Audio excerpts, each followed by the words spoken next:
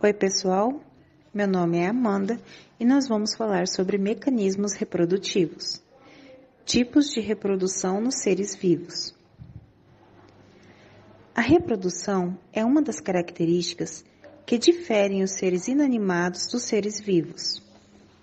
Ela consiste no processo em que um ou mais organismos produzem descendentes, passando a eles uma cópia de todos ou de alguns de seus genes. Assim, a reprodução é imprescindível para a manutenção das espécies. A diversidade de organismos vivos na Terra é impressionante, assim como a variedade de modos de vida e de reprodução.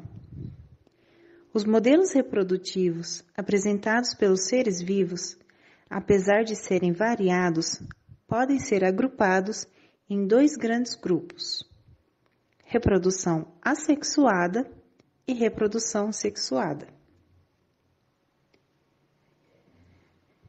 Na reprodução assexuada, não há o envolvimento de gametas, o que impede a variabilidade genética. É um tipo de reprodução relativamente simples, muito mais rápida do que a sexuada, e que gera indivíduos idênticos àqueles que os originaram. Nesse caso, existe apenas um único ser parental. Existem vários mecanismos de reprodução sexuada. Divisão binária, também chamada de bipartição, é um modelo de reprodução em que o indivíduo divide-se ao meio, dando origem a um descendente idêntico. Esse processo de reprodução é comum em bactérias e protozoários. Brotamento. Brotos surgem na superfície de um organismo e formam outro indivíduo. Esse broto pode soltar-se ou permanecer conectado ao organismo adulto, o que ocasiona a formação de colônias. A reprodução por brotamento ocorre com frequência em quinidários e também ocorre em algumas espécies de plantas. Esporulação. No processo de reprodução por esporulação, são formadas células reprodutoras especializadas que são liberadas e germinam quando encontram um ambiente favorável. Essas células, denominadas de esporos, são capazes de gerar outro indivíduo. A produção de esporos é observada em fungos, algas e protozoários. Fragmentação. Um novo organismo forma-se a partir do fragmento de outro. Esse processo, comum em alguns invertebrados, pode ser observado, por exemplo, em planárias.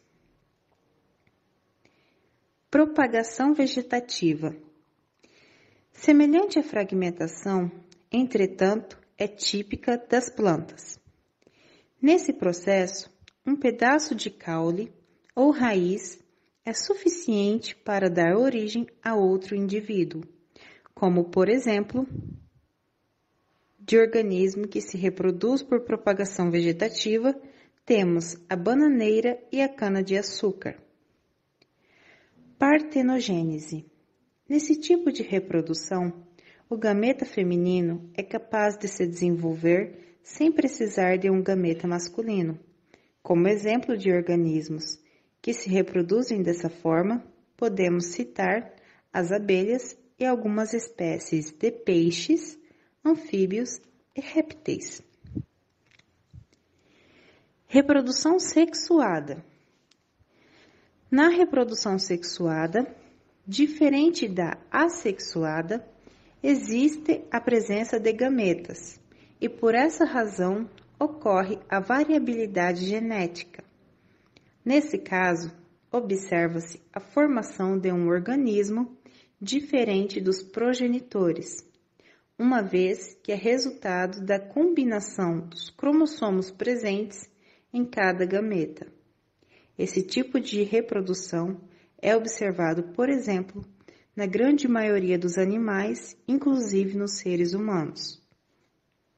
Nesse tipo reprodutivo, a fecundação pode ser tanto externa quanto interna, e nesse primeiro caso, a quantidade de gametas produzidos pela geração parental tende a ser bem maior. Existem organismos que podem reproduzir-se tanto assexuadamente quanto sexuadamente, como plantas e certos quinidários.